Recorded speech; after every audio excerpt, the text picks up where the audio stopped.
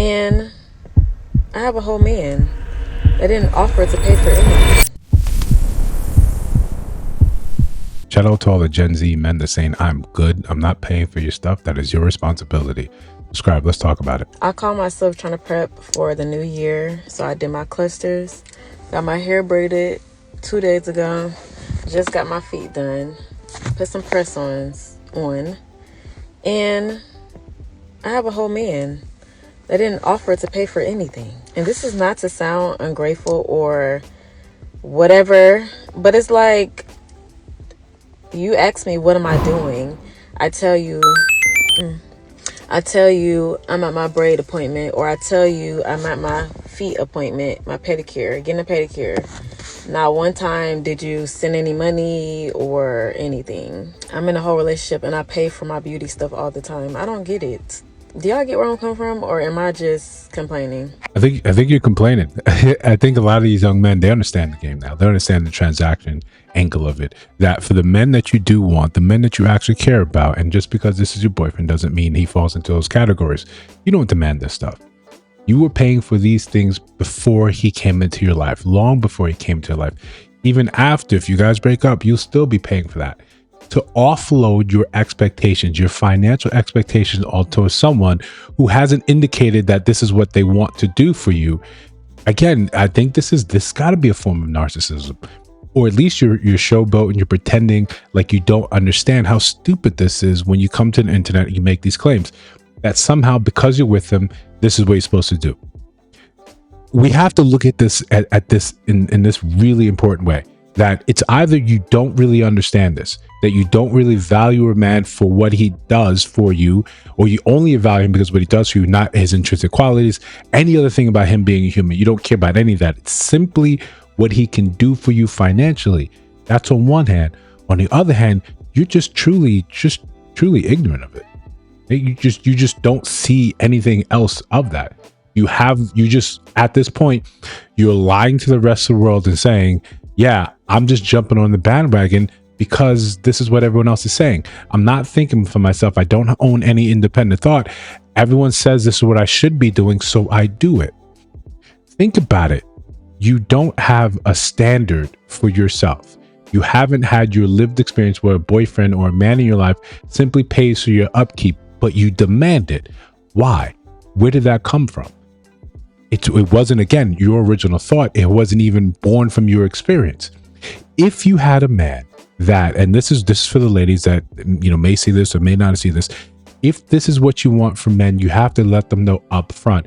If they're willing to engage with that and they understand this is going to be part and parcel of the relationship, then fine. If he agrees to that, again, remember on this channel, we don't hate what people want. We don't hate their standards.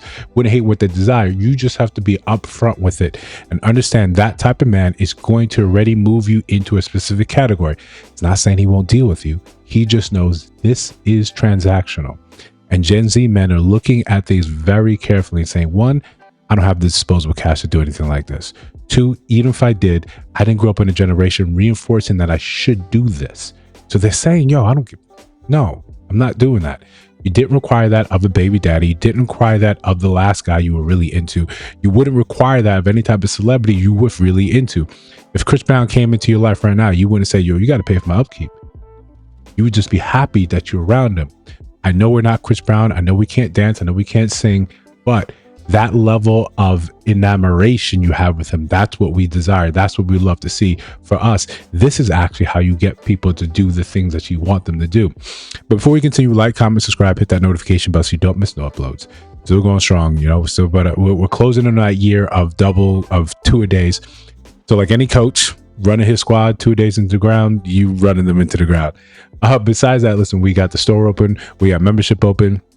So hype the video, share the video. Listen, this is what I appreciate, what Gen Z men are saying, like, yo, I'm not doing this. This doesn't make any sense to me. This is not what I want. This transactional game is not the one I'm willing to play. And the important part of this, I think this is what they understand, and this may just be a generational thing. They understand, and it took us longer to get here. They understand that I'm still going to be able to get you. I'm still going to be able to be with you. I'm still going to be able to call you my girlfriend, fiance, wife. I'm still going to be able to sleep with you despite not adhering to these lofty things that you say because you don't even really expect that. You've never had it. When you say he's got to pay my rent, how many men have actually paid your rent in the past? I bet the number is closer down to zero. The number of men that paid your rent sequentially month after month after month after month after month, I bet that's closer to zero. I bet you that's closer to zero. So you have these ideals that you inherited from someone else. You stole what they said and said, that makes sense. They gave you a playbook. They gave the rubric and said, hey, if a man really loves you, he's going to pay for this. Men should pay for all these things. And you say, yeah. You never applied an iota of critical thought and said, wait, why would he?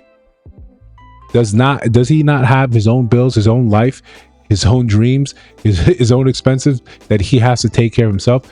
How much does he have to be making, or how little of his own life does he have to actually put in towards in order for him to fund my life, fund the things in my life that I say are necessities? He's got to pay all my bills, also pay all his bills, then pay all our bills, then for our children's bills. No, Gen Z men are looking saying, if this is the goal, if this is transaction, what am I getting for it?